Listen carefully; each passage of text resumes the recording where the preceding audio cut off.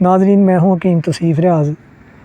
آج ہم ایک مرکب دوا بنانے لگے ہیں، ایک ہربل پاؤڈر، ایک صفوف بنانے لگے ہیں جو ایسے مسائل کے لیے ہے جو آج کل کے نوجوانوں میں عام پائے جاتے ہیں، بکثرت پائے جاتے ہیں، اور وہ پرابلمز صورت انزال، پری میچور ایجیکولیشن، جریان اور ذکاوت حس ہیں۔ ناظرین، آج کل چونکہ ہماری خوراک کچھ اس طرح کی ہے اور ہم پھر موسموں کا لحاظ بھی نہیں کرتے خوراک کے لحاظ سے، تو اس وجہ سے اعضائے منی میں، عضو تناسل میں گرمی پیدا ہو جاتی ہے، ہیٹ پیدا ہو جاتی ہے۔ ترش اشیاء کے استعمال سے، کھٹی چیزیں کھانے سے اعضائے منی میں، عضو تناسل میں ڈھیلا پن، استرخاء آ جاتا ہے۔ گرم مسالہ جات، فرائیڈ چیزیں اور دیگر گرم اشیاء کے استعمال سے منی پتلی ہو جاتی ہے، ناقص ہو جاتی ہے، سپرم کاؤنٹ کم ہو جاتا ہے اور دیگر سپرمز کے اور منی کے لحاظ سے مسائل درپیش آ جاتے ہیں۔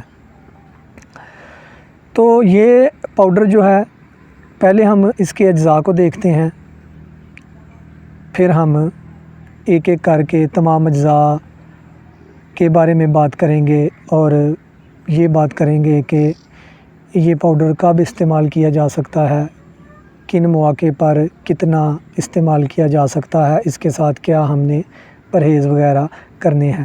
ایک بات یاد رکھیں کہ ہر دوا ہر مریض کو ایک ہی جیسا فائدہ دے ایسا نہیں ہوتا۔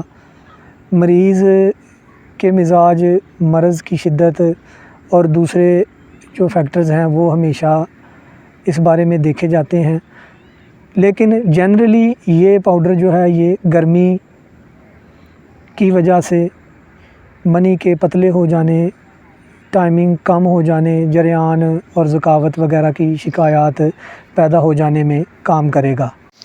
تو ناظرین، ہمارے اس صفوف کے 8 اجزاء ہیں۔ پہلا جز گوکھرو بکھڑا 20 گرامز، سنگھاڑا خشک، یہ پاؤڈر فارم میں ہی مل گیا تو اس لیے لے لیا، یہ بھی 20 گرامز۔ ببول کا گوند، کیکر کا گوند، یہ بھی 20 گرامز۔ اس کے بعد یہ موسلی سفید، یہ 30 گرامز۔ اس کے بعد بیج بند سیاہ، یہ دیکھیں بیج بند سیاہ کو، یہ بھی ہم نے 20 گرامز لینے ہیں۔ ان کے بعد تخم اٹنگن، اٹنگن کے بیج، یہ بھی 20 گرامز۔ تو ان سب چیزوں کے بعد ہمارا اگلا جز ناظرین اجوائن خراسانی، یہ دیکھیں اجوائن خراسانی، یہ بھی ہم نے 20 گرامز لینی ہے، 20 گرام یہ اجوائن خراسانی ہے۔ اور آخر میں ہمارا آخری جز مصری، یہ ہم نے 150 گرام لینی ہے، 150 گرامز۔ ناظرین، اس کو صفوف کو خوش ذائقہ بنانے کے لیے شامل کیا گیا ہے، اس کے علاوہ اس کا کوئی مقصد نہیں صفوف میں۔ ناظرین، یہ دیکھیں ہمارا صفوف ریڈی ہے، تمام دواؤں کو اچھی طرح پیس کر خوب مکس کر لیا گیا ہے۔ اب آئیں اس صفوف کے اجزاء کے افعال و خواص، فوائد اور اس کا طریقہ استعمال جانتے ہیں۔ ناظرین، اب اپنے نسخے کے اجزاء کے بارے میں بات کرتے ہیں۔ سب سے پہلے بات کر لیتے ہیں ہم موسلی سفید کی۔ موسلی سفید کا مزاج گرم پہلے درجے میں اور خشک دوسرے درجے میں ہے۔ یہ مقوی با ہے، منی کی پیداوار کو بڑھاتی ہے، سیمن کو گاڑھا کرتی ہے، اس کی تغلیظ کرتی ہے۔ دوسرے نمبر پہ سنگھاڑا خشک کی بات کرتے ہیں۔ سنگھاڑا خشک کا مزاج سرد و خشک ہے، یہ بھی مغلظ ہیں، سیمن کو گاڑھا کرتے ہیں، قابض اور حابس ہیں، اس وجہ سے منی کے بہاؤ کو روکتے ہیں اور منی کے قوام کو تھک کرتے ہیں۔ تیسرے نمبر پہ تخم اٹنگن کی بات کرتے ہیں۔ ان کا مزاج معتدل ہے، یہ ممسک ہیں، اعضائے منی کی قوت ماسکہ کو اعضائے منی کی ہولڈنگ پاور کو بڑھاتے ہیں اور دوران جماع منی کو روک کر رکھنے کی جو صلاحیت ہے اس میں اضافہ کرتے ہیں۔ چوتھے نمبر پہ بات کرتے ہیں ناظرین بیج بند سیاہ کی۔ ان کا مزاج سرد و خشک درجہ اول میں ہے، یہ بھی ممسک ہیں، قوت ماسکہ کو بڑھاتے ہیں، امساک کو بڑھاتے ہیں، مردانہ ٹائمنگ کو انکریز کرتے ہیں اور ساتھ ساتھ اعضائے منی کو قوت اور طاقت بھی دیتے ہیں۔ پانچویں نمبر پہ اجوائن خراسانی۔ اجوائن خراسانی کا مزاج سرد و خشک تیسرے درجے میں ہے۔